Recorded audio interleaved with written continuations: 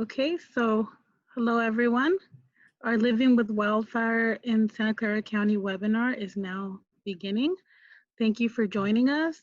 On the panel, we have Dave Cortese, County Supervisor, Assemblymember Evan Low, Fire Chief Tony Bowden, and Luisa Report with Santa Clara County Fire and Public Affairs Office. If you are an audience member, please keep yourself muted and ask questions to the chat box. If you're a panelist, please keep yourself unmuted for the duration of the webinar. Thank you.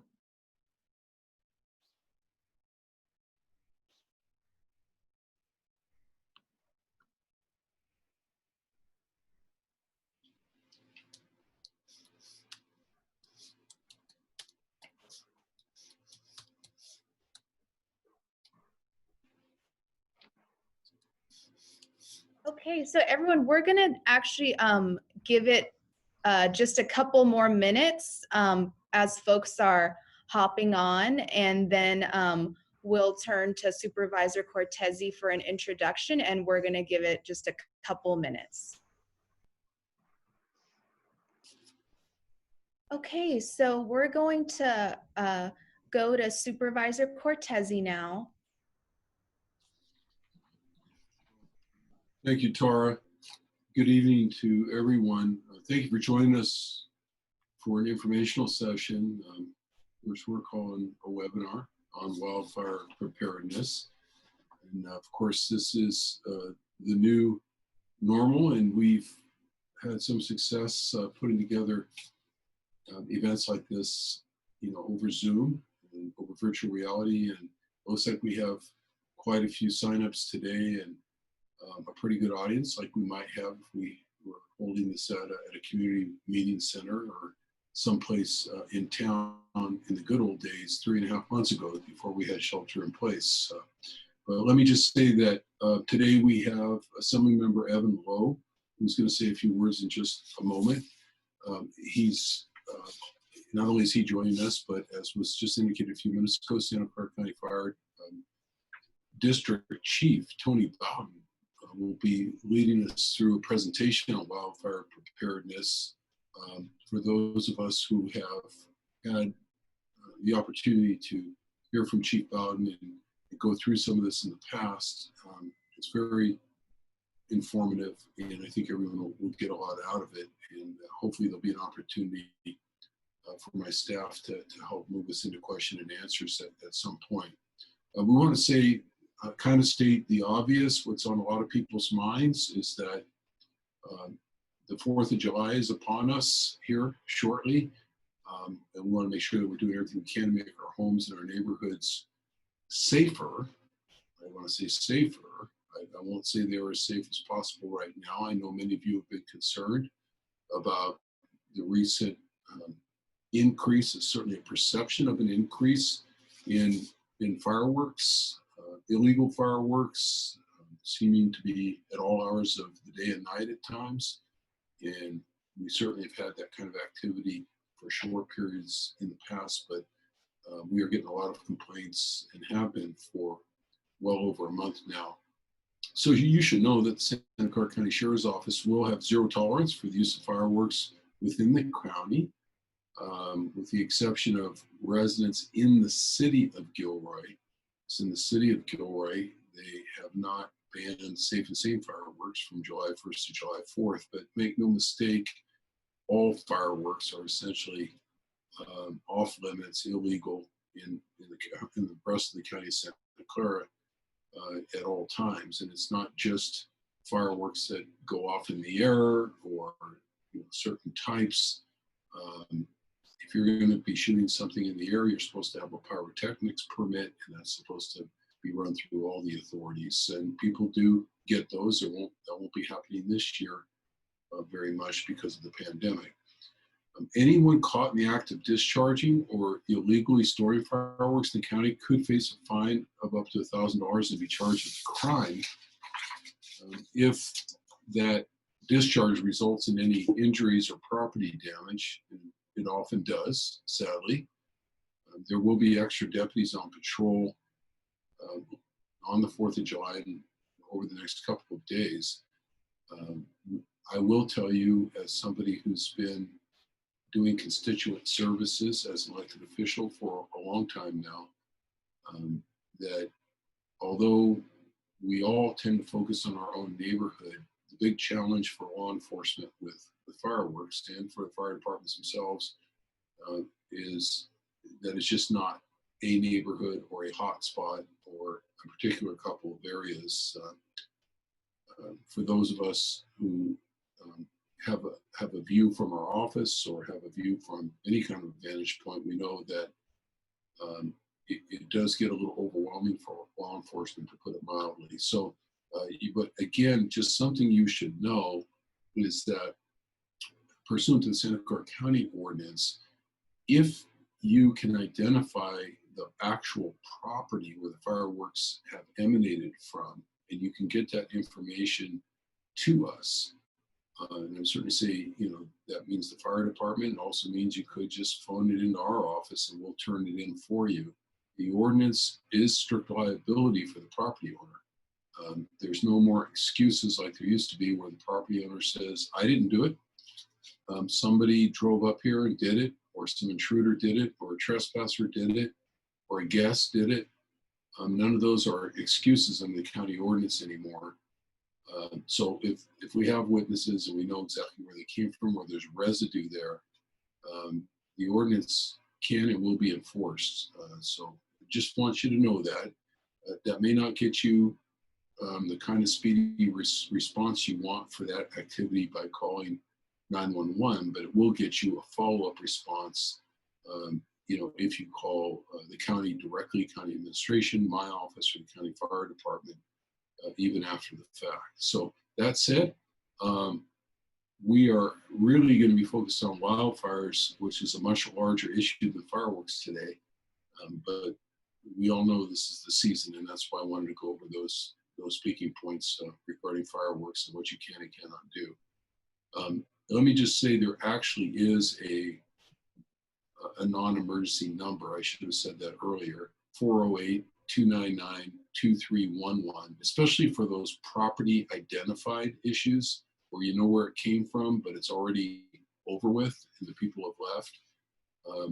If you can, call it into that number, 299-2311, and people will follow up. So now I'm going to say, with that, I'm going to turn it over to Assemblymember Evan Low.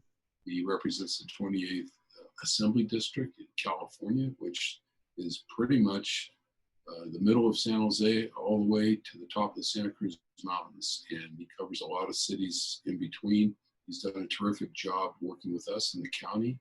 He's done a tremendous job getting us resources like the Moses system that was announced last year. I'll let him and the chief talk about that in more detail. But Assemblymember Low, we appreciate you fighting for dollars for us so that our community continues to stay as safe as it has been from a fire safety standpoint. We appreciate it very much. Evan, it's all yours. Thank you very much, Supervisor Cortese. As some of you might be able to see, I'm in my car stuck in traffic. Left Sacramento just a little bit late, but I guess the traffic is starting to pick up now again, even though many places are shelter in place, but nonetheless doing so safely. But thank you very much, Supervisor Cortese, for allowing me to join and to also listen. I primarily wanted to listen and also hear from constituents and residents about the challenges that they're seeing, and also providing some insight. We have with us the representatives from the county, as well as myself representing the state. So collectively, we should be able to address a number of outstanding issues, and if not, being able to get some research and get back to you on much of that feedback. So again, Supervisor Cortese, thank you very much for allowing this conversation to occur, because I think oftentimes many of these issues go on the back burner and we're just looking at the issue du jour, whether or not it be that of COVID or other issues, and we sort of this goes to the back burner. But because we have tenacious advocates like our fire chief, who's fighting for us in the county and competing, frankly, with 58 other counties, we are very fortunate and lucky. So I'm glad to be here. I hope to be able to listen and also answer any questions for any of the oversight and also the capacity that we have at the legislative vantage point at the state level as well. So happy to be here. Thank you very much. Okay, so now we're gonna turn it to our Santa Clara County Fire Department. We have Chief Bowden and Louisa reports. So we're gonna turn it to you guys. And I'm gonna let Louisa, I'm gonna let you share your screen now. Good evening, everybody. While Louisa is putting up the slide deck so that we can all get a look at some things here, I want to say thank you to Supervisor Cortese and Assemblymember Evan Low for hosting this event. We are all just so focused right now on what is happening with the pandemic and how it affects each and every one of us. But wildfire is still a pressing issue in the state of California, and I'm very appreciative that we are ensuring that we still keep this on the front of folks' minds, especially as we are now into fire season. So with that, I'll get started, and I'm going to try to keep this fairly brief so that we can ensure that there's plenty of time for questions for Supervisor Cortese and the Assembly member. So with that, we'll get started. So when we're talking about wildfires, it's not a surprise that we are seeing more and more fires, more destructive fires. In fact, the biggest thing about this slide is really in the last several years, we have seen 7 of the top 10 most destructive wildfires in California history since 2015. And the other thing that's important to point out is historically wildfire season for us in California, we would look at late May, June into October. But now you're starting to see on that list in front of you, November, December. Last year we had some fires in January. So our traditional fire season really has extended to be almost year round. And we move to the next slide. And really what that speaks to is climate change. And while there is a lot of discussion around this topic, what I can tell you very specifically is that we are seeing hotter, drier weather in California's climate. And in fact, a recent study for California's changing climate in 2018, really this report emphasized the point that the science is highly certain that we will continue to warm and experience greater impacts, specifically in the realm of fire, from climate change in the future. And we are certainly seeing that. Moving on to the next slide, wildland areas in Santa Clara County surround us. And a lot of color on this slide, but I want to point out really a couple main points. In the center, you have what we call the flats, the flatland area, a lot of the main cities, but we are all surrounded by what we call high and very high fire hazard severity zones, the orange and the red. And we all know the housing market is tight. And so we are seeing more and more building out into what we call the wildland urban interface area. And this is in these very high and high hazard severity zones, which are prone to fire. And looking at the size and the scope of Santa Clara County's problem with wildfire, we understand that there's no single agency that can address this challenge alone. Next slide. And so I'll point out when we talk about fire history in Santa Clara County, lots of colors, lots of dots, but you can see some of the larger colored areas are in those wildland fire hazard severity zones.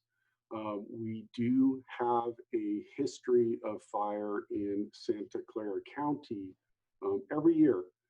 This map, it's difficult to see, but we have data going back to the early 1900s with the documented fire history within Santa Clara County. So we've been living with fire in Santa Clara County for quite some time. We have over 500,000 acres in Santa Clara County of wildland areas. So we do have a huge wildland fire issue, but we are taking steps to address it. Next slide. And as I mentioned, our wildland fire season starting earlier and earlier. There's 2 points that I wanted to make. In early June, we had 2 fires. One in San Jose, the Colleen Fire. A lot of you probably saw that on the news, Allen Valley area. We brought in mutual aid resources from all across the county for this fire. And then the Idlewild Fire, which was off of Highway 17 at Idlewild Road. And this was incredibly important because we have just finished with our state partners, the Highway 17 fuel break. And if you commute Highway 17, you've seen the traffic delays. I apologize for that. But this was a shaded fuel break from Los Gatos all the way up to Summit Road. And where this area fire started, Idlewild actually was within that fuel break, and that fuel break allowed us to catch that fire very quickly. It's just an example of the mitigation efforts, the prevention efforts that we are doing, and how they actually impact a fire should it start. Next slide, please.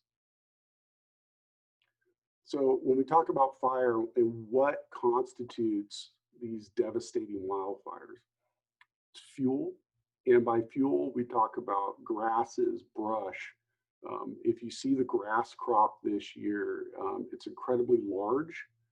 If you remember, we had some rain in the winter, then we had a dry period, and then we got socked again in February, and you had multiple grass crops. And so grass crop is very, very dense this year. So overabundance of fuel, our weather becoming hotter and drier, and then again, as I mentioned earlier, our wildland urban interface communities that are built into these high hazard areas. Next slide, please. So what are we doing and what can you do? For me, it was important that we really make a point during this webinar to really provide you with some good information about what we are doing, the active steps we are taking, and then steps that you could take as well. We are taking countywide steps to reduce those fuels that I talked about. We are actively engaged in providing quicker detection and response for these fires. And when we talk about fuel reduction, the fuel reduction projects that has occurred, like the Highway 17 fuel break, and there's some more started up in Los Altos Hills that we are doing to address the fuel issues. And then on our wildland urban interface communities, we are working very hard with our residents to ensure that we are providing the education, the materials they need, supporting them in their efforts to reduce their risk should a fire occur. Now, additionally, we do things locally like mode staffing, and we are going to do that this weekend for the 4th of July weekend. What that means is we actively up staff response units. We put more units on the road when the weather dictates that we should. And 4th of July, we know fireworks is an issue. And even though we're not expecting a red flag condition, we are still putting more resources in place because of the hazards that exist with illegal fireworks. And then I do want to really emphasize a point here, and it speaks to the partnership with the state, and that is pre-positioning funding that has been made available at the state level. So thank you, Assemblymember Low. I know that you push that as well. And what that allows us to do is when we have these weather patterns come in and we see that we are entering a pattern where should a fire occur, it has a high likelihood of being a large fire that will impact our communities. The state has made funding available so that we can staff up even more resources and take some of that financial burden off of local government. And we have utilized that over the last 2 years. And that has been an excellent resource, and the state has been committed to funding that ongoing in the future. Next slide. So when we talk about fuel reduction, quicker detection, coordinated planning and prevention, we are making investments in our communities because of the significant wildland-urban interface that we have in Santa Clara County. I talked about the Highway 17 fuel break, but also on the technology side of the house, I will challenge you to go to what's called AlertWildfire.org. We have been putting alert wildfire cameras up in the county over the last year. These are wildfire detection cameras. The public can view those cameras. We've got very good coverage. We do expect to add even more cameras in the county, and that allows us to very quickly detect when a fire occurs. And then because we have multiple cameras, we can use those to triangulate the exact area where that fire is occurring, so we can get there faster when it's up in those wildland areas. The Moses units, you heard Supervisor Cortese talk about that, and thank you to Assemblymember Low. I am very, very happy to say we received those units this week. And what those units are essentially infrastructure independent communication systems that will allow first responders to communicate, to connect to the various tools that we utilize that are web-based tools, regardless of cellular signal, regardless of there being power. These are very powerful units that will help us better do our jobs. And then on the coordinated planning and education, we have the Community Wildfire Protection Plan, which is a county-wide plan that identifies projects. And with our Office of Emergency Management, the Wildfire Annex, again, that is focused on the planning side, getting ahead of a fire before it starts. Next slide, please. This is just a picture. I wanted to throw a picture in here of the Moses system, what it actually looks like. These are highly maneuverable. They can be deployed in a matter of minutes. Our crews have been testing them all week, and you may see these drive around the county as they are putting them in service. We have 2 of them.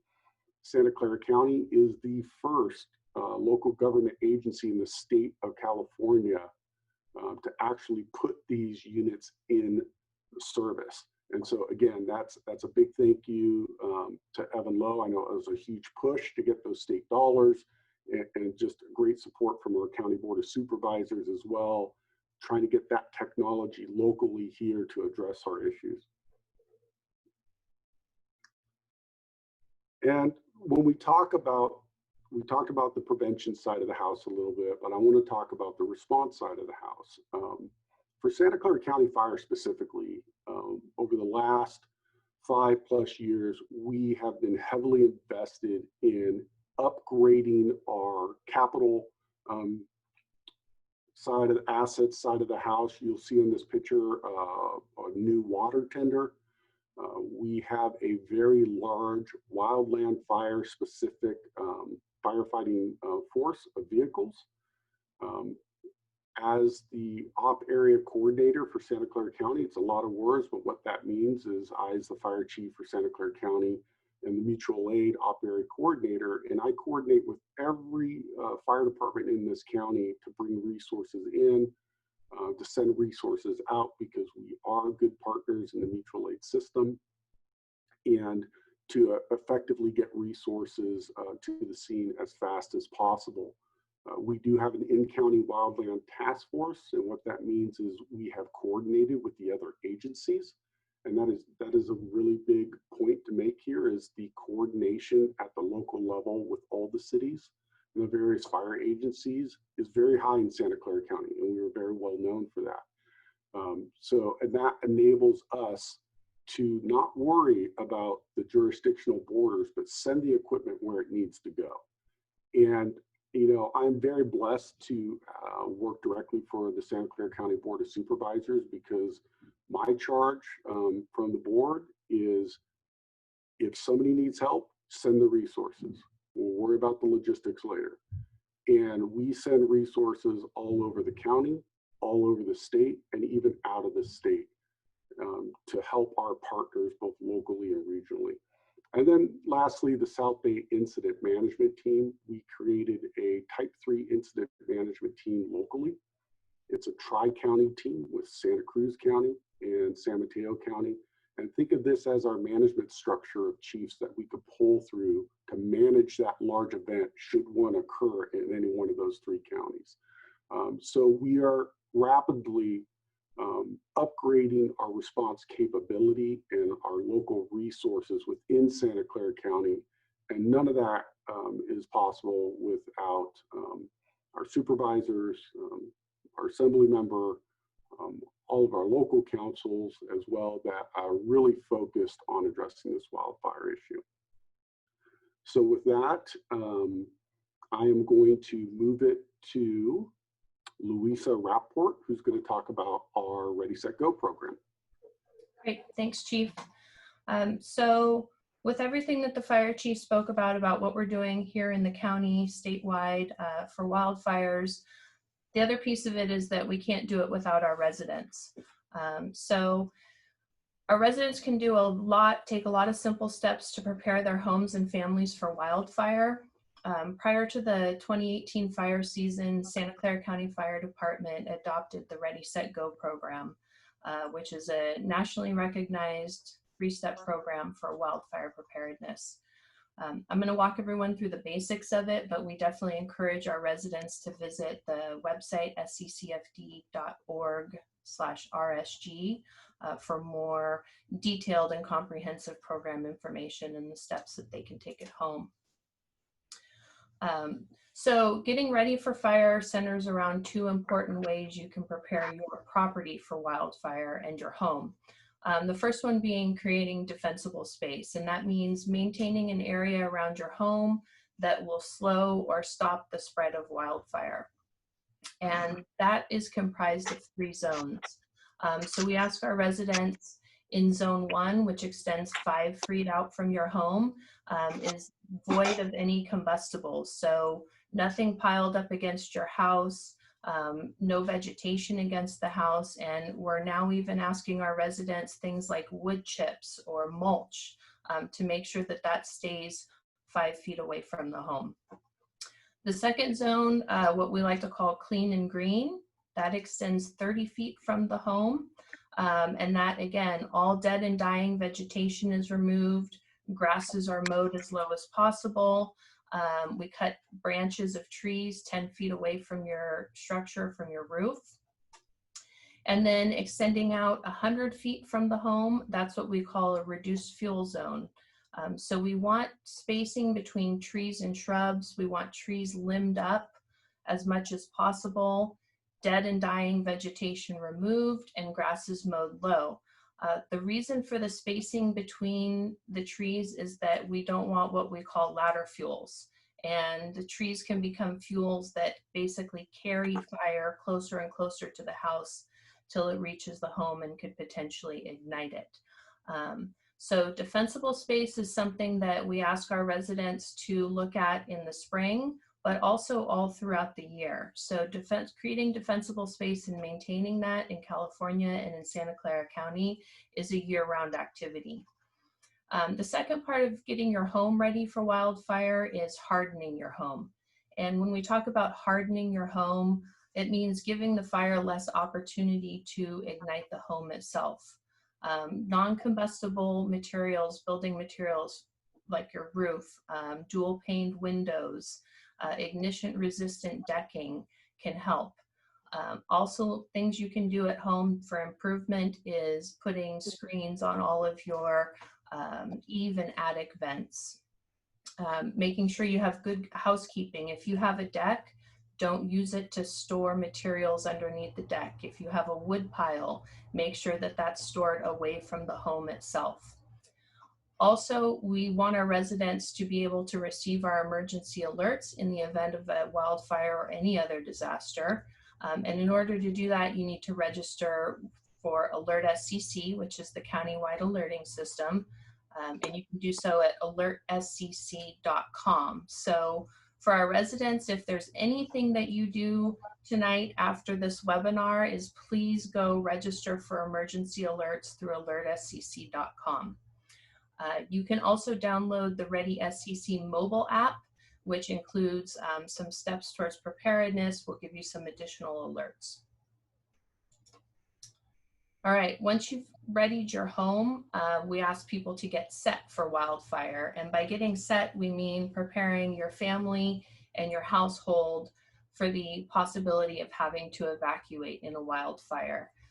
The great thing about this is these actions are very similar to what we recommend people taking to prepare for any type of disaster.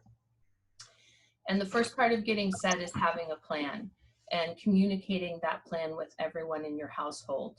So know how you'll get out and where you will meet in the event of an evacuation. And most importantly, know more than one way out of your neighborhood. Fires are unpredictable, and you can designate ways to get out of your neighborhood, out of your home, but you can't know for sure what route you'll need to take when the time does come. Have an out-of-state contact and plan for everyone to check in with that contact. This is something we teach in disaster preparedness. In the event of a large incident in Santa Clara County, it's going to be easier for residents to call someone on the East Coast or in the Midwest than it is for them to call someone who's standing 10 feet away. So every household should have an out-of-state contact and use that contact as a relay for information. We also want our residents to plan for their pets and livestock. Know how and when you would evacuate your livestock and where you would transport them to. And then pack an emergency kit. Include supplies for everyone in your household. And besides just the standard food, water, and clothing, make sure you pack copies of important documents, necessary medications, and glasses, things that you might not be able to go back to the house to get should you need it, and things that might be difficult to get in the event of a disaster. And the third step is to go, and that's preparing your home for evacuation when the time comes. So in the event of an evacuation order or a warning, we want you to prepare your home only if you have time. And preparing your home means closing the windows and doors. We want you to leave doors unlocked so that responders can get into the house if necessary. We ask remove flammable window coverings. Leave your outside lights on so we can see your home. Turn off your air conditioner so it doesn't pull smoke or embers into the system. Move any flammable items away from the house if you have time. If you have a ladder the corner of your house so that responders can get up on the roof if need be. And we ask that you do not leave your sprinklers running. So you might often see people setting up sprinklers on their roofs or on their properties during a wildfire before they evacuate. And not only is that not very effective, but it also significantly reduces the amount of water available for firefighters to fight the fire. So please don't leave your sprinklers running. Just a note about large animals and pets. Animal evacuation teams and pet rescue teams are all volunteer-based. They have to be activated, and so you should not consider those the plan for the evacuation and care of your animals. You should have another plan in order to get them out and get them housed. Dress for survival. Make sure you have long pants, long sleeves, closed-toed shoes that you can walk safely in. Bring a sweatshirt, a face covering. Make sure you're prepared to evacuate. And then leave early. Even if you haven't received an evacuation order or a warning, if you are concerned, there's no harm in leaving early. There's only harm in leaving too late. So we definitely encourage our residents to leave early if they feel unsafe.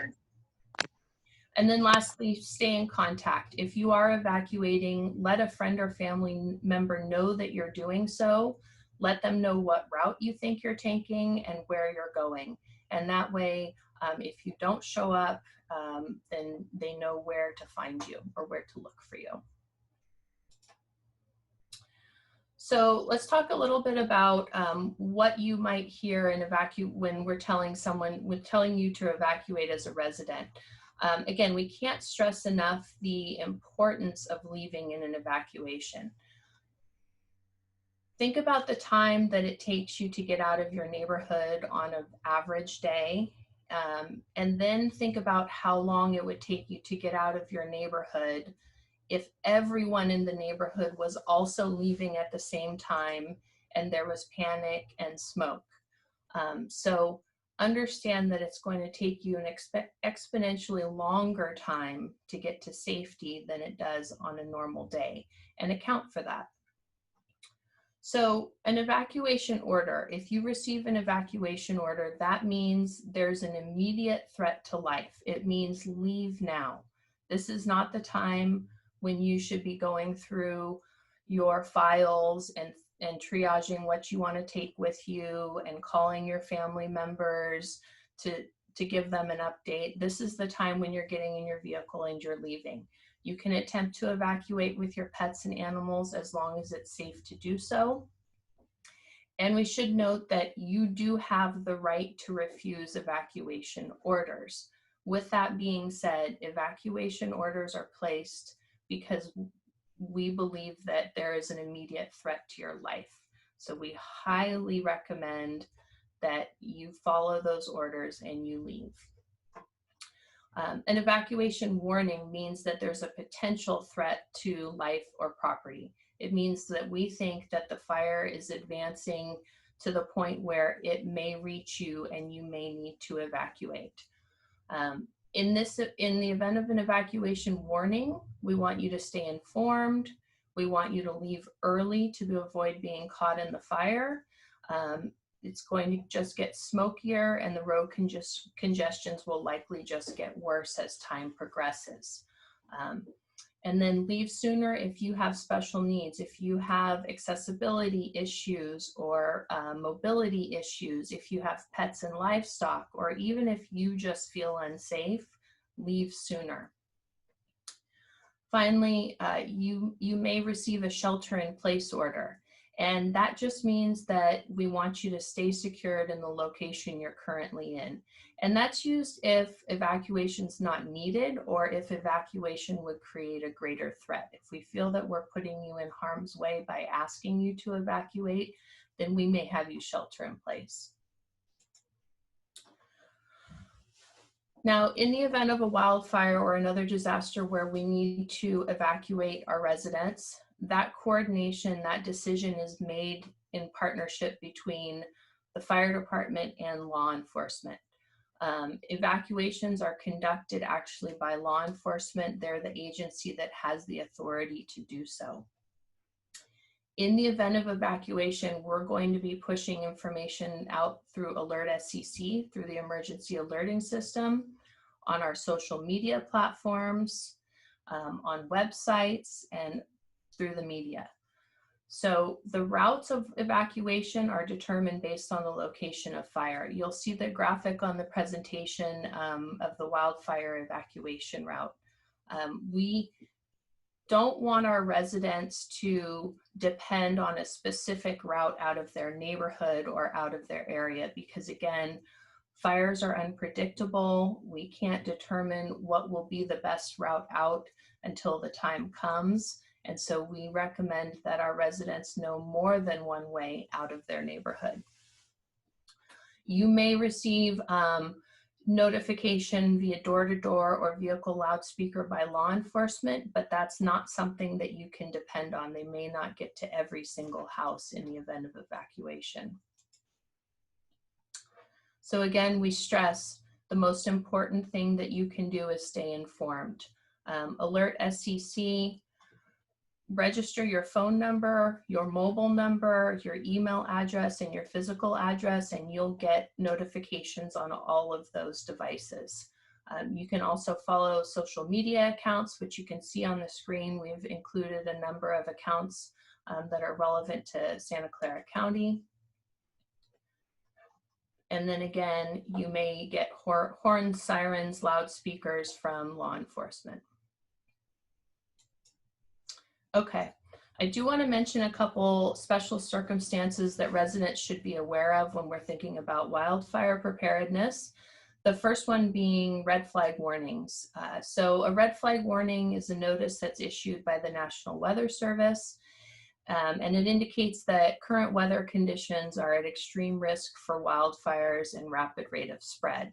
In Santa Clara County, that usually means that we have low humidities, strong winds, and very dry fuels. So during a red flag warning, historically, we used to just remind our residents to reduce certain activities, like not mowing after 10 a.m. after the grass is dried out.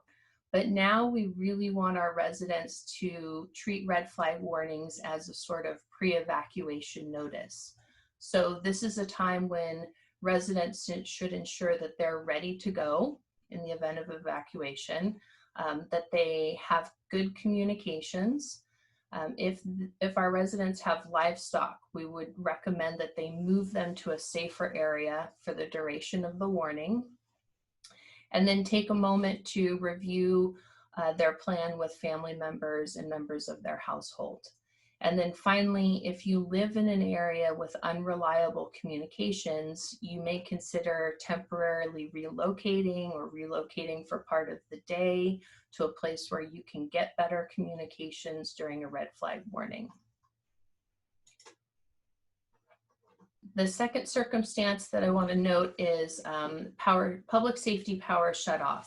And this is PG&E proactively turning off electricity during extreme fire danger conditions.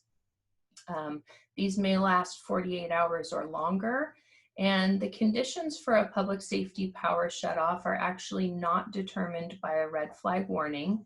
However, they use many of the same factors, and residents may expect that a PSPS and a red flag warning could be occurring simultaneously, which we have had that happen in Santa Clara County numerous times.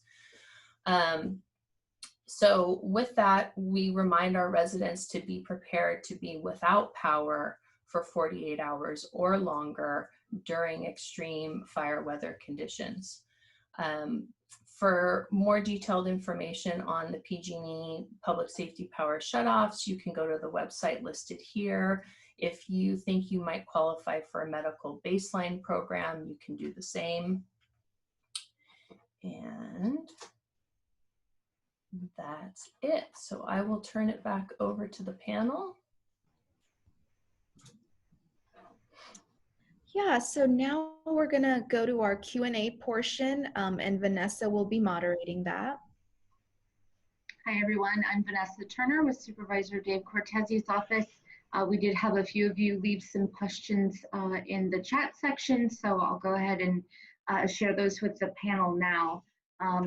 Chief, you did respond to a couple of these already, but I thought it might be good to just have them answered verbally. So the first question is, what if my neighbor does not maintain defensible space or has overgrown vegetation that could be a fire hazard? So if it's in Santa Clara County unincorporated area, then we really want to push people to the weed abatement program in Santa Clara County. That's where we handle those issues. and either a fire resource or weed abatement will go out and actually look at the property and do an assessment. So that's where we would direct people to. And I apologize for answering those questions. I was trying to be efficient. Very helpful.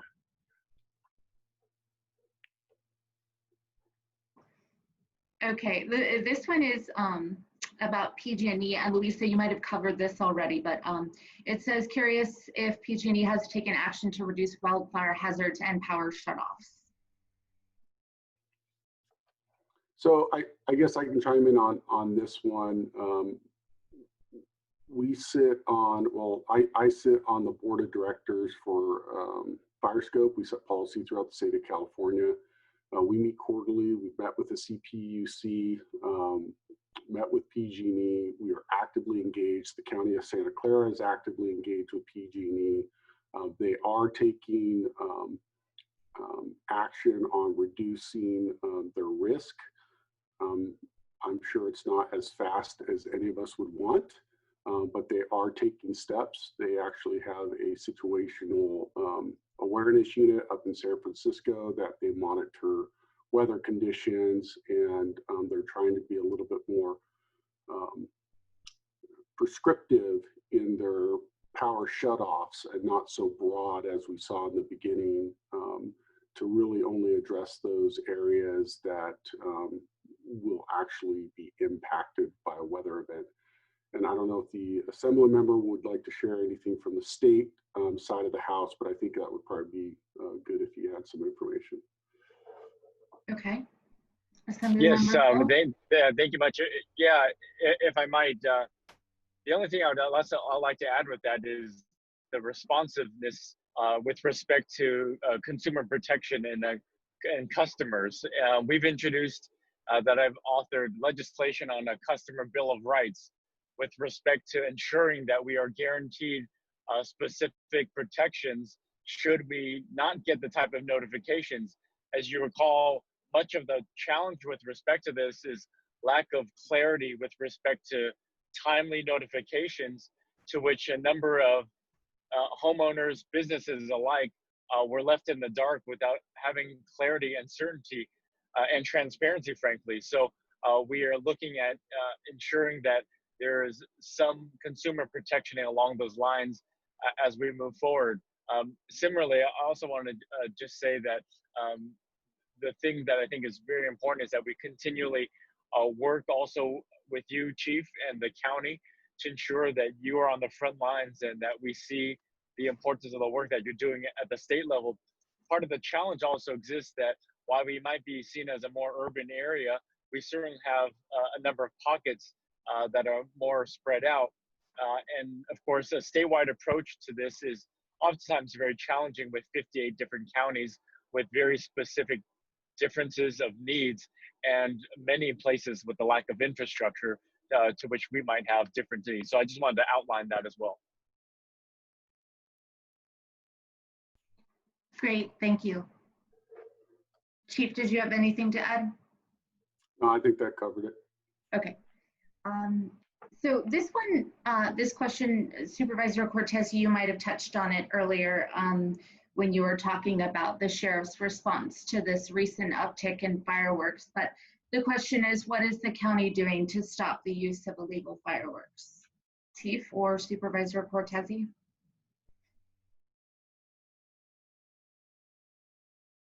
Let me give an initial response and then defer to the chief, in terms of what he knows.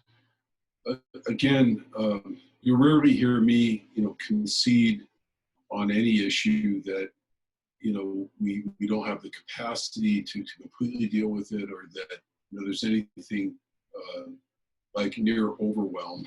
But there's, really two issues that I think are addressing the question and where people are trying to address and get responses to one right now. One of them is just the flagrant use of illegal fireworks in general in neighborhoods.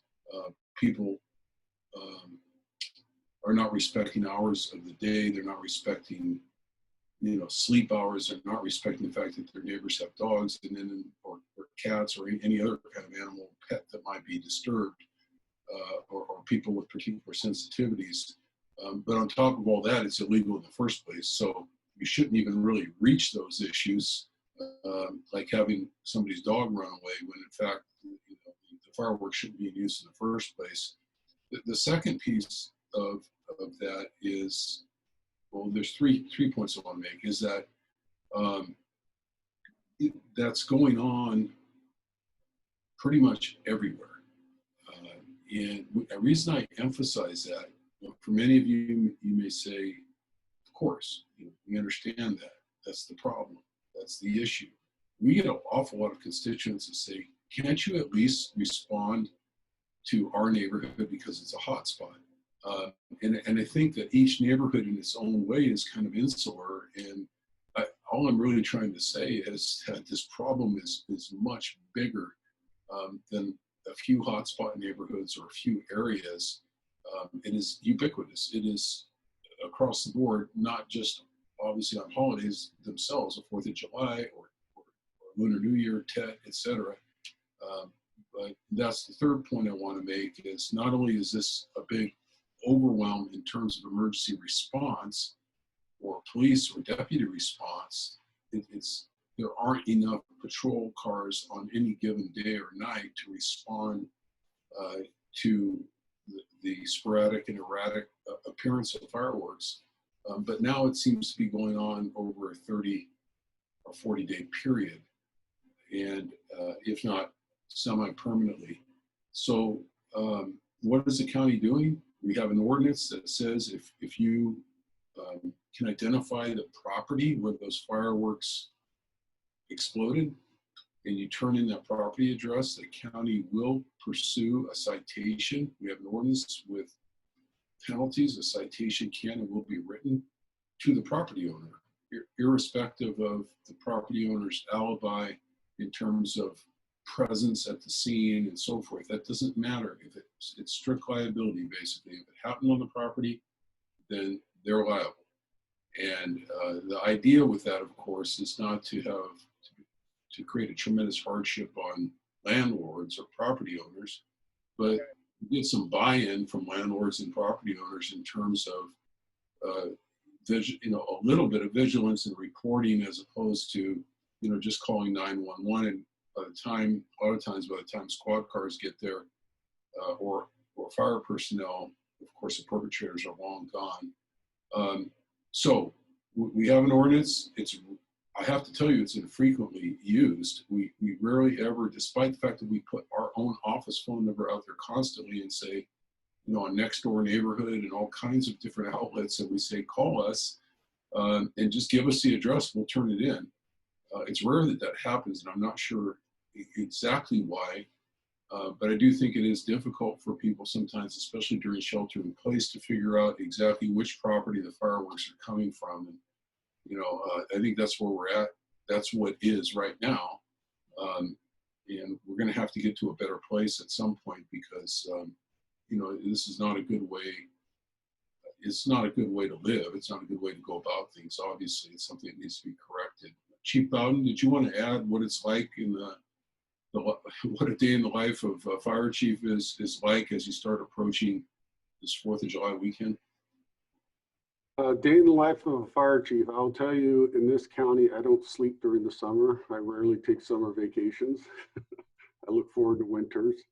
But with the firework problem specifically, when you're talking about human behavior, it's very difficult. But we do take a multi-pronged approach in coordination with our law enforcement partners, who are the enforcement side, who do up their resources and patrols during this time of year, as well as fire. So we'll do it for the response side to make sure we have enough resources out there, but we also understand it is important that our community in Santa Clara County's jurisdiction actually sees the fire resources out on the street. We know that that does make an impact when they see those fire resources actively patrolling the streets. And so we engage in that. And then prior, and if you follow our Facebook page or our Twitter account, you'll see we actively engage in educating the communities we serve in how important it is to not utilize fireworks of any kind. So education, enforcement on the law side of the house, response, collectively, I think it is a huge effort. And we put a lot of resources into it. And like the supervisor said, it is one of those items that is very, very difficult to curb, but that's how we approach it. Thank you. As we're closing it up here, I wanted to offer the elected officials an opportunity to provide some closing remarks. And for any residents that have remaining questions, feel free to reach out to our office. We'll post all of the information here shortly. If I could take the liberty of going first and letting the others close, particularly Assemblymember Low, as far as wrapping up here. Let me just say that in terms of additional questions, answers, complaints, help, especially if you want to remain anonymous, or just getting more information, maybe tonight's program was too short for you, please contact our office. The phone number is 408-299-5030. Even in this time of shelter in place over the last 3.5 months, we have essential employees in the office rotating in and out, so there's always a couple people every day.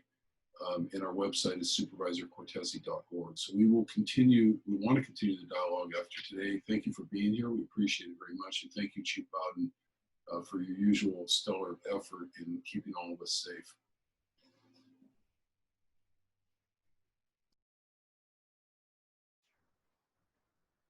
Assemblymember? Yes, thank you very much.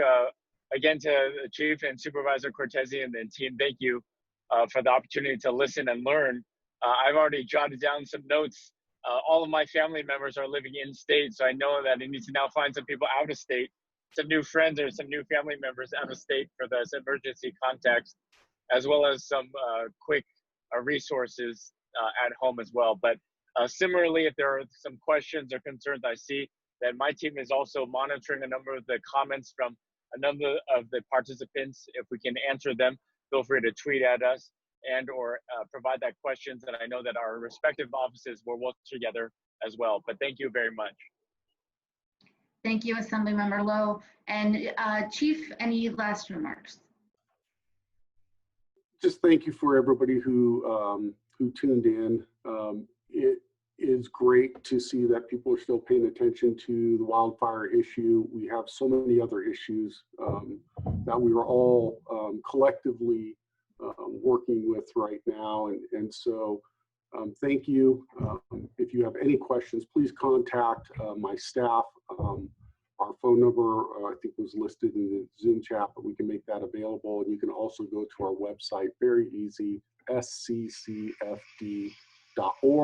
And the last thing I'll say is, please wear your mask. Wear your mask, everybody, and stay safe out there. We're here for you if you need us.